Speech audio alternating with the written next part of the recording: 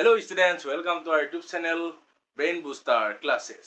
Okay, আজিৰ ভিডিঅ'টোত আমি অনুশীলনী 1.6 চেপ্টাৰ 1 ৰ আৰম্ভ কৰিব ওলাইছো আৰু তোমালোকক এই ভিডিঅ'টোলৈ স্বাগতম জনালো। আজিৰ ভিডিঅ'টোত আমি কৰিম 1.6 ৰ সকলোখিনি মেথছ কমপ্লিট কৰি দিম, কিন্তু তাৰ আগতে এটা কথা মন দিব লাগিব তোমালোকে, সেইটো হৈছে সূচকৰ ধৰ্মসমূহ। আগৰ ভিডিঅ'ত মেথছবিলাকত মই কৈছো সূচকৰ ধৰ্ম আমি ব্যৱহাৰ কৰি আহিছো, পুনৰ আলোচনাত ব্যৱহাৰ কৰিছো, প্ৰথম পাঠটিত ফাৰ্ষ্ট অনুশীলনীটো ব্যৱহাৰ কৰিছে, হয় নাই? তো সূচক বিধি বেছি নাই, চাৰিটা। ফাৰ্ষ্টটো হ'ল চোৱা, যেতিয়া ভূমি একে দুটা সংখ্যা ঘাতবোৰ বেলেগ বেলেগ, এম আৰু এন ঘাতবোৰ বেলেগ বেলেগ, কিন্তু ভূমি একে যদি দুটা সংখ্যা আমি পূৰণ কৰো, তেতিয়া আমি কি কৰিম?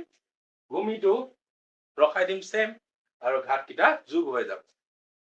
ছেকেণ্ডটো চোৱা, যদি ভূমিৰ ওপৰত ৰুট আকৌ স্কোৱাৰ যেনেকে থাকে, হয়নে? এতিয়া A to power M whole to the power N আছে, তো এনেকুৱা হ'ব কি ভূমিৰ লগত এই দুটা পূৰণ হৈ যাব। থাৰ্ডটো হ'ল তোমাৰ ডিভাইড। ডিভাইডত কি হয়, সদায় মাইনাছ হৈ যায়, য'ত এনটো এনেতকৈ ডাঙৰ হয়। আৰু লাষ্টটো আছে যদি তোমাৰ ভূমিকেইটা বেলেগ বেলেগ কিন্তু ঘাতটো একেই, দুটা পূৰণ কৰিলে কি কৰিম আমি? ভূমি দুটা পূৰণ কৰি দিম আৰু ঘাত যিকোনো এটা ঘাত দুইটা পালে একেটা, যিহেতু এটা বহাই দিলে কাম ফিনিছ। ঠিক আছে, তো আজি আমি অনুশীলনলৈ আগবাঢ়িছো। 1 নম্বৰৰ পৰা তোমালোকৰ 3 নম্বৰলৈ আছে, 3টা কুৱেশ্যনে, কিন্তু চবৰে 6টা 5টাকৈ এনেকৈ আছে। গোটেইকেইটা কমপ্লিট কৰি দিম, তোমালোকে টেনশ্যন ল'ব নালাগে। ব'লা এতিয়া আৰম্ভ কৰো। 1 নম্বৰটো কি দিয়া আছে চোৱা, মান উলিওৱা। 1 নম্বৰৰ পৰা কৰি যাওঁ। কি দিছে? 64 to the power half. 64 to the power half. হয়, এইটো আমি কেনেকৈ উলিয়াম চোৱা। 64 টো আমি কিহৰ স্কোৱাৰ? চবে জানা কিহৰ? 8ৰ স্কোৱাৰ। 8 দুইটা 8 স্কোৱাৰ যদি কৰো, ক'ত কি আছে? হাফ। এতিয়া চোৱা, এইখিনিৰ পৰা আমাৰ কোনটো সূত্ৰত ধৰ্মত পৰি গ'ল? কবা যে 2 নম্বৰত পৰি গ'ল। হয়, কি ঠাক কৰো আমি? ঘাতবোৰ পূৰণ কৰি দিম। হয়, 8 to the power 2 into half. হয়, 2 যদি কাটি দিও, এনসাৰটো কিমান হ'বগৈ? 8 হ'ব। 2 নম্বৰটো চোৱা, 32 to the power 1/5.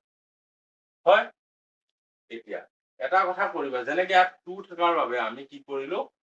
ঘাতটো 2 লৈ গলো, 2 ঘাতলৈ লৈ গলো। ইয়াত কি আছে? 5। আমি 5ৰ ঘাতলৈ 32টোক কনভাৰ্ট কৰিব লাগিব। 32টোক 5ৰ ঘাতলৈ যদি কনভাৰ্ট কৰো, কি হ'ব? 2 into 2 into 2 into 2 into 2, হয়নে? 5টা পূৰণ কৰিলে 32, 2 to the power 5, 1/5। আকৌ একেটা সূত্ৰ 2 number, 2 to the power 5 into 1/5। 5 কাটা গ'ল 2, এনসাৰ। ঠিক আছে, এতিয়া 3 নম্বৰটো চোৱা, কি দিছে? 125 to the power 1/3। এতিয়া আমি কিহলৈ নিম? 125টোক এনেকুৱা এটা সংখ্যাৰ ঘাতলৈ নিম যিটো ঘাত হ'ব 3। হয়, এতিয়া 5 into 5 into 5, চবে জানা 5 5 গুণ 25, 25 5 গুণ 125। হয়, 5 to the power cube into 1 whole square. হয়, 1/3 হোল স্কোৱাৰ আহি গ'ল। এতিয়া কি হ'ব? এই সূত্ৰত 2 নম্বৰ সূত্ৰতে গোটেইকেইটা into 3 into 1/3, 3 3 কাটা গ'ল 5, এনসাৰ হৈ গ'ল। তোমালোকৰ বুজি পাইছা? সহজ বিধিটো এতিয়া মনত থাকিলে ইজি হৈ যাব। কোনটো বিধিত আছে কৰিব লাগিব নহয়, তোমালোকে এইখিনিৰ পৰা খেলি মেলি লাগি যাব তোমালোকৰ। বুজি পাইছাতো? গুড। এতিয়া আমি 2 নম্বৰ কৰো। 2 নম্বৰ চোৱা, 2 নম্বৰ মান উলিয়াই দিছে। 1 নম্বৰটো চোৱা, 9 to the power 3/2। হয়, এইটো এতিয়া কি কৰিম? ক'ত পেলাম? হয়, একেটাই কথা, অথনি যিটো বিধি আছিল এই বিধিটোলৈ নিব চেষ্টা কৰিম। 9টো কেনেকুৱা ঘাতলৈ লৈ যাম? 2 ঘাতলৈ লৈ যাম। 2 ঘাতলৈ হ'লে 3 into 3, হয়, 3 square whole to the power 3/2। 2 number সূত্ৰত 3/2 into 3/2 হ'ল। 2 যদি কাটি দিওঁ, ঠিক কিউক হৈ যাব হয় ঠিক কিউকৰ কিমান এনসাৰ 3 3 গুণ 9 আৰু 3 দিলে 9 9 27 27 হল বঢ়িয়া 2 নম্বৰটো চোৱা ধুনীয়াকৈ কি দিছে 32 দি দিবা 2/5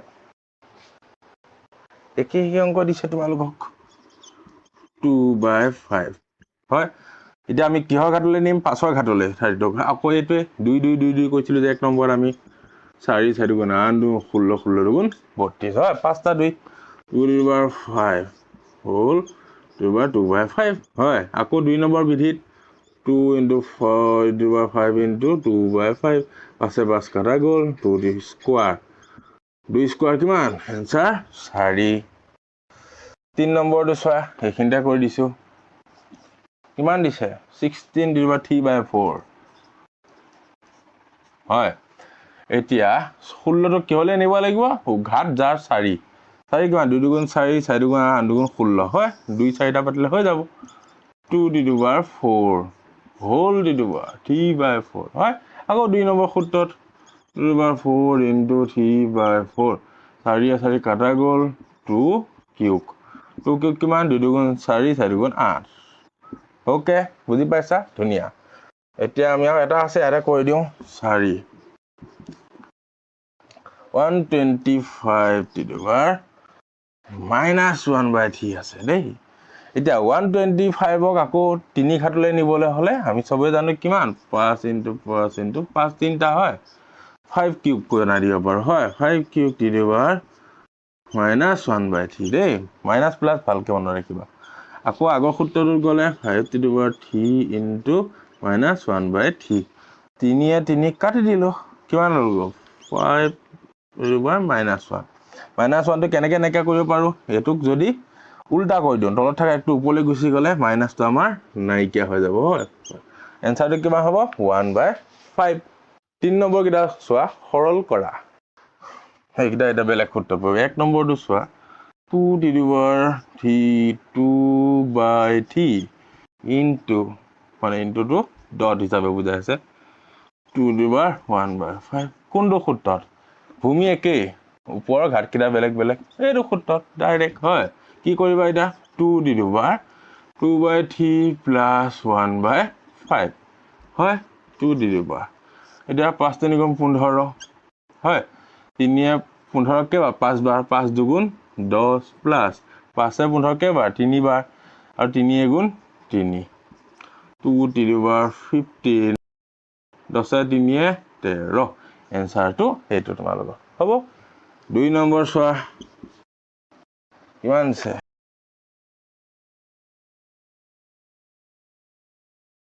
7 টো এইটোৰো ঘাট হৈ আছে হয় আমি আনি লম আনি ললে কি হ'ব 1/7 ডিভাইডেড বাই কি হ'ব 3/3 হোল 7 ওকে হোল 7 এতিয়া 1 or 7 1 এ হ'ব হয় এটো কোনটো সূত্ৰত পৰি যাব এটো 3/3 into 7 1/, কিমান হ'ব 3/7 3 গুণ 21 এটো যদি ওপৰলৈ লৈ যা কি হ'ব যা মাইনাস হৈ যাব 21 হ'ব বঢ়িয়া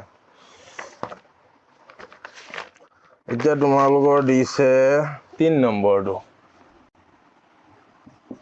11/1/2 divided by 11/1/4 এইটো কোনটোত পৰিব দেখা দেখি এটোত পৰি আছে হয় 11/1/2 - 1/4 11 কিমান হ'ব 4 দুগুণ 8 2 এ 4 বাৰ 4 মাইনাস 4 এ 2 বাৰ 2 11 কিমান 4 বাৰ 2 গলে 2/8 এটো কাটা কুটা গলে 2 এ এবাৰ 2 এ 4 বাৰ হয় আৰু 1/4 হ'ব আৰু 4 নম্বৰ এটা আছে তোমালোকৰ ধুনীয়াকৈ সহজ